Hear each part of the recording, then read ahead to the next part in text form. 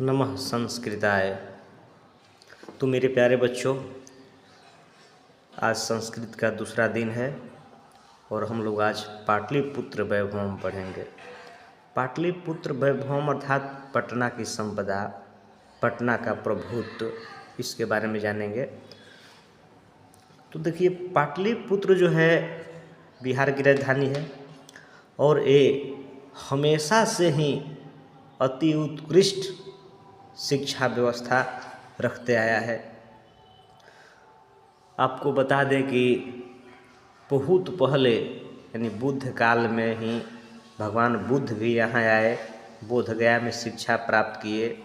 उससे पहले भी देखिए हमारे त्रेता युग के रामचंद्र भी इसी बिहार की धरती पर शिक्षा ग्रहण किए हैं, विश्वामित्र जी के आश्रम में, बिहार के बक्सर में। तो हमारा बिहार शिक्षा का बहुत पहले से ही केंद्र रहा है। यहाँ तक कि देश को छोड़िए, विदेश यात्री भी यहाँ शिक्षा ग्रहण करने आए हैं। जब पटना उस वक्त हमारा मगध कहलाया करता था, मगध साम्राज्य, और मगध साम्राज्य के अंतर्गत पूरा गया, बोधगया, नालंदा विश्वविद्यालय सभी आते थे। तो उस वक्त नालंदा विश्वविद्यालय में विदेश यात्री मेगास्थनीज, ह्वेनसांग, इत-सिंह इत्यादि कई विदेशी भी आकर यहाँ शिक्षा ग्रहण किए हैं और पाटलिपुत्र के बारे में अपने अपने स्मरण ग्रंथों में वर्णन किए हैं। तो आइए ज़्यादा समय न लेते हुए अपने पाठ्य पुस्तक पर आया जाए और देखें पटना के बारे में क्या क्या बताया जा रहा है। द्वितीय पाठ, दूसरा पाठ, पाटलिपुत्र वैभवम, पटना की वैभव।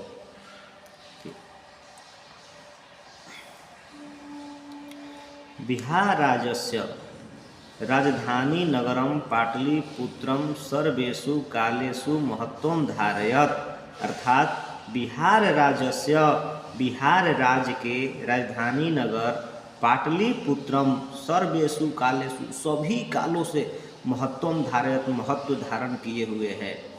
अस्य इतिहास, इसका इतिहास सार्धसहस्रद्वय वर्ष परिमितः वर्तते। सार्ध मतलब होता है आधा, सहस्त्र मन हजार और द्वय मतलब दो, 2000 और आधा यानी 500, अर्थात 2500 वर्ष परिमित लगभग है।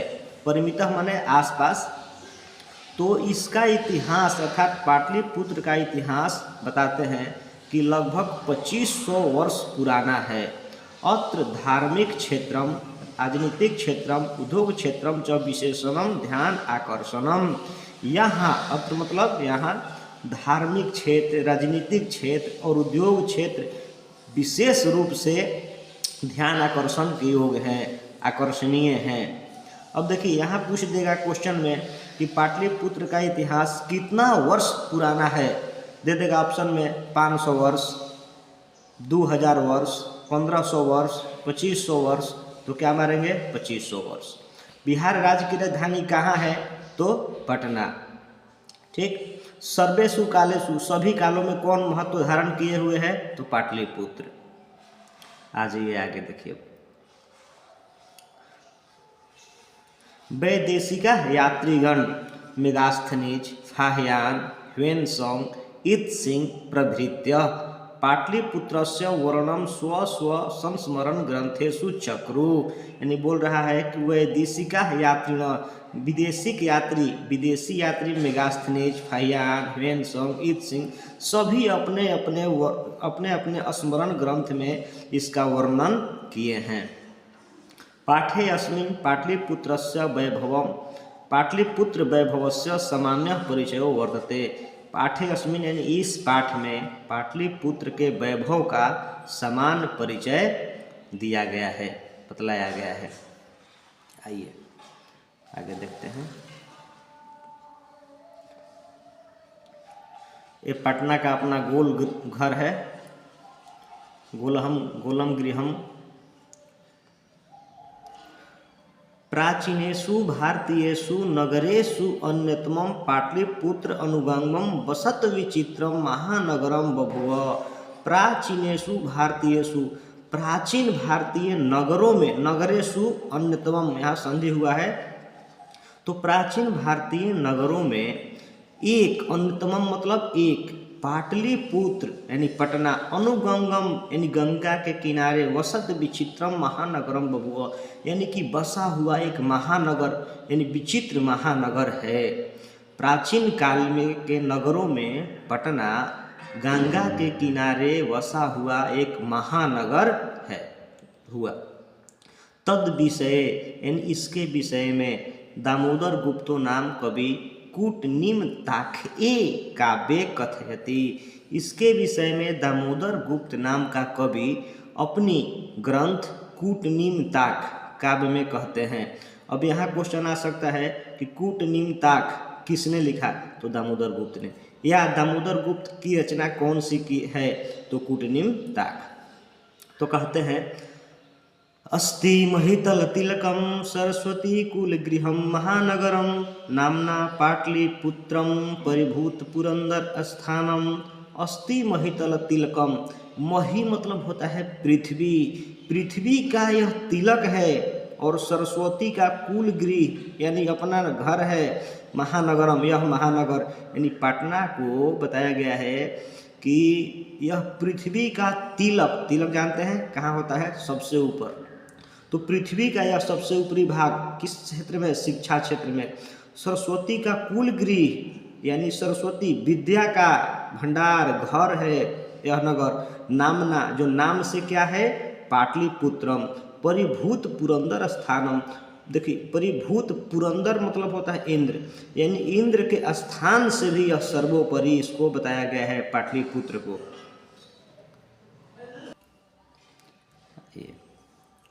इतिहास से श्रूयते, इतिहास में सुना जाता है, गंगाया तीरे, गंगा के किनारे बुद्ध काले पाटलिपुत्र पाटलिग्राम स्थित आसीत, यानी सुना जाता है, इतिहास में सुना जाता है कि कि गंगा के किनारे, बुद्ध काल में गंगा के किनारे पाटलिग्राम स्थित आसीत, पाटलिग्राम था।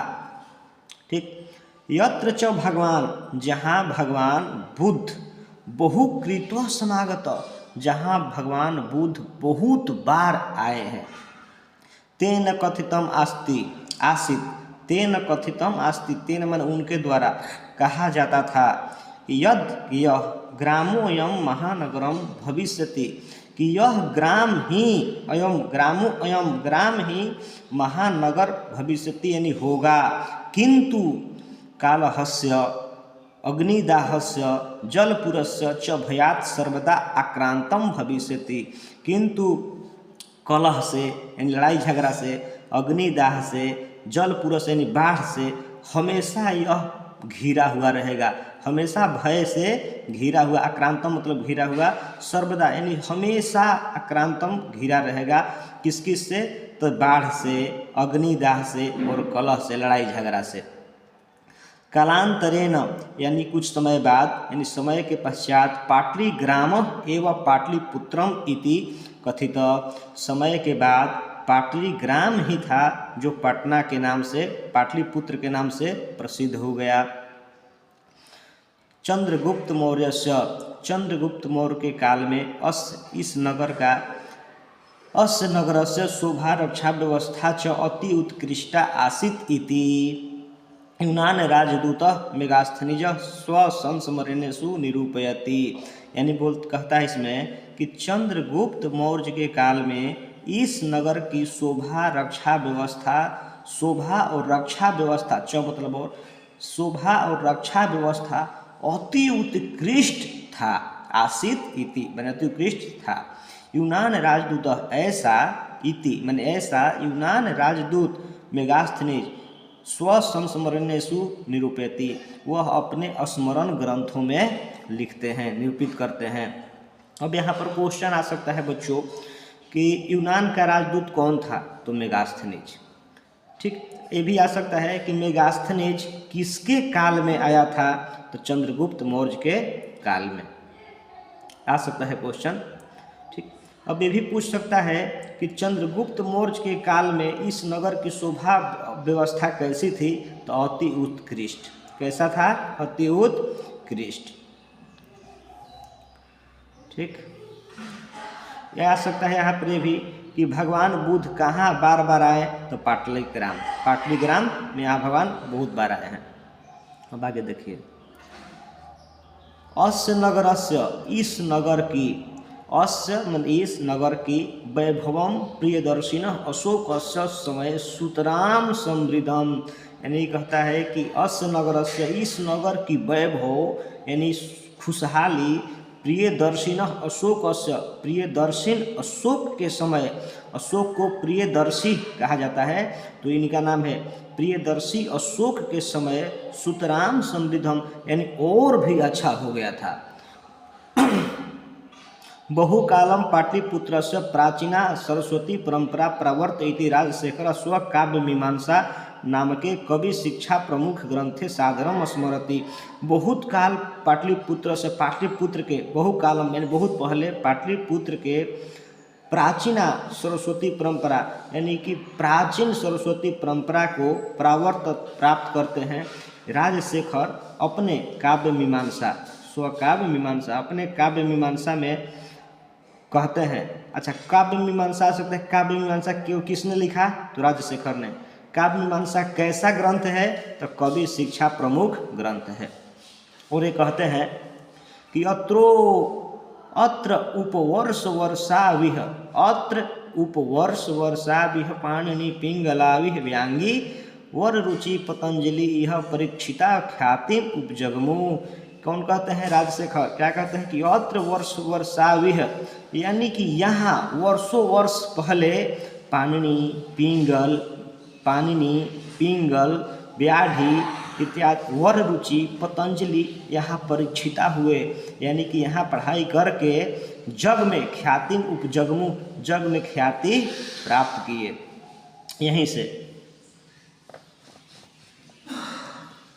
कतिपयेषु प्राचीन संस्कृत ग्रंथेषु पुराण आदिषु पाटलिपुत्रस्य नामांतरम पुष्पपुरम कुसुमपुरम वा प्राप्ते।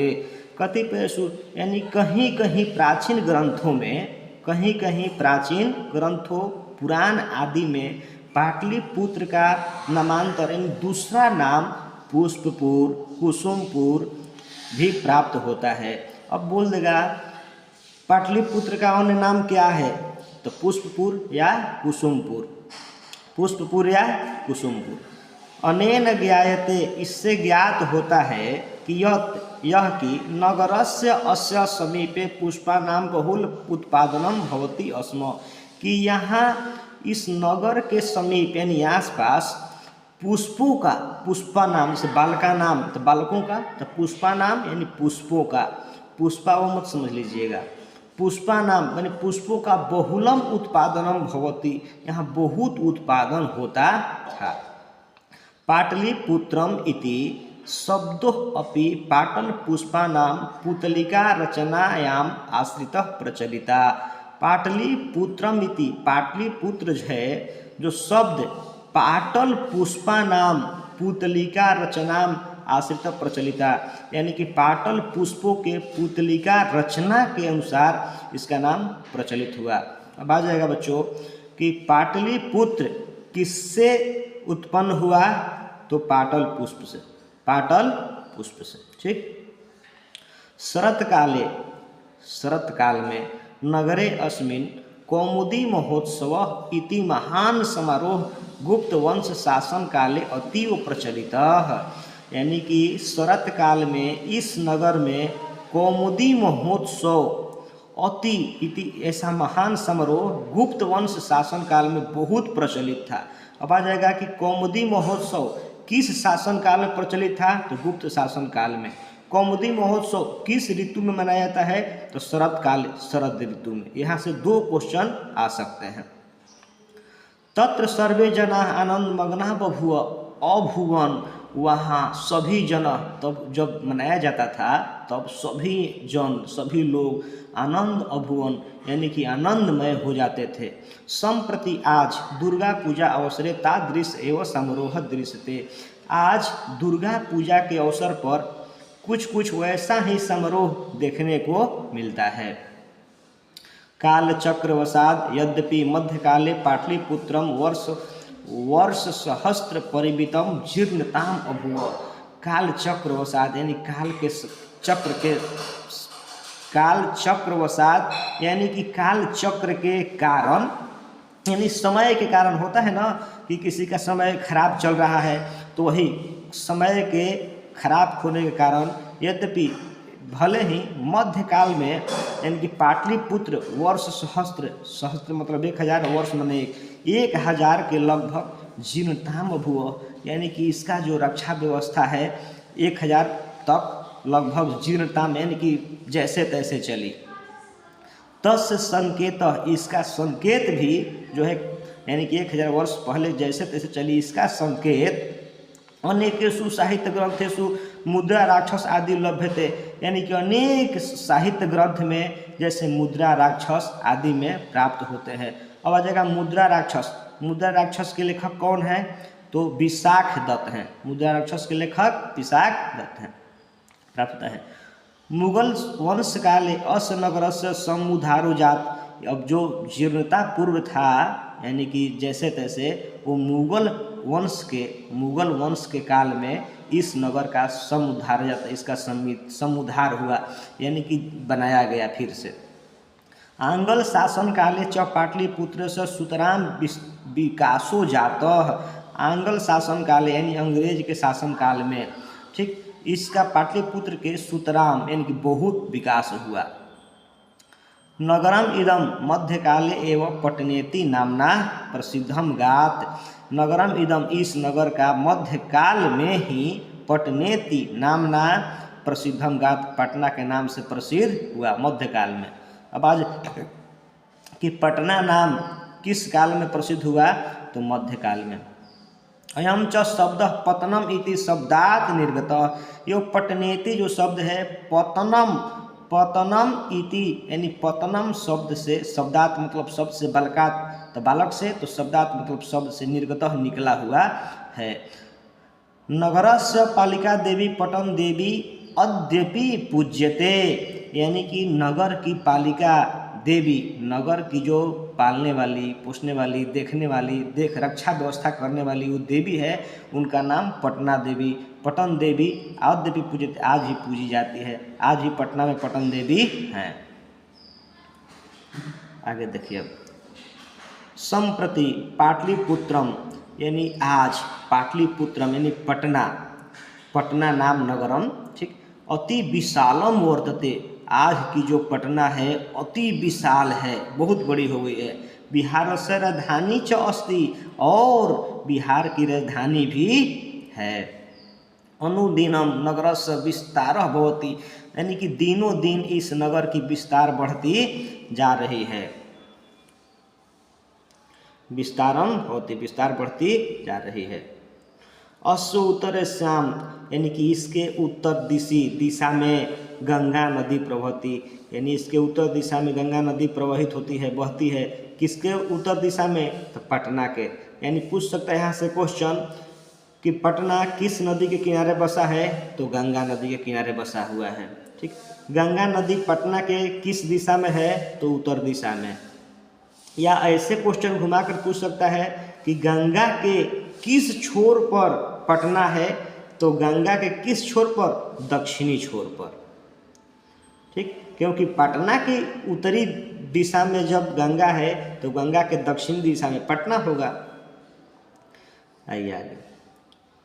तस्या माने उसके ऊपर गांधी सेतु नाम एशिया महादेश से दीर्घतम सेतु किंच रेलयान सेतु अपि निर्यमानो वर्तते, यानी कि इसके ऊपर गांधी सेतु नाम का एशिया महादेश के सबसे बड़ा दीर्घतम सबसे बड़ा पुल और किंच और रेलयान सेतु भी यानी रेलयान पुल रेलवे पुल निर्माणों वर्तते निर्माण किया गया है।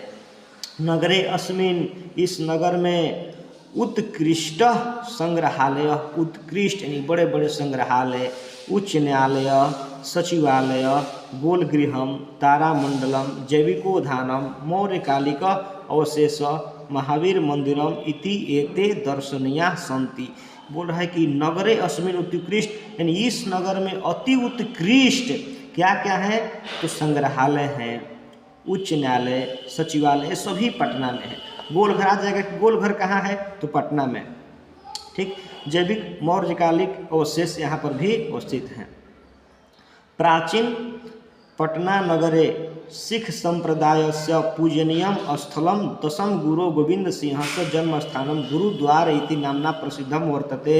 यानी कि प्राचीन पटना नगर में सिख संप्रदाय के पूजनीय स्थल दशम गुरु यानी कि सिख संप्रदाय के आ सकता है 10वां गुरु कौन थे तो गुरु गोविंद सिंह का जन्म स्थान भी और गुरुद्वार इति नामना प्रसिद्धम वर्तते यानी कि उनका जन्म भी पटना में हुआ था और गुरुद्वारा भी कहाँ है पटना में ही है। सिख संप्रदाय का गुरुद्वारा पटना में है। तत्र देश अस्य तीर्थयात्रिण दर्शनार्थ आम यान्ति। तत्र मने यहाँ देश अस्य इस देश के तीर्थयात्रीगण दर्शनार्थ यान्ति दर्शनार्थम यान्ति यानी कि दर्शन के लिए यहाँ पर आते हैं।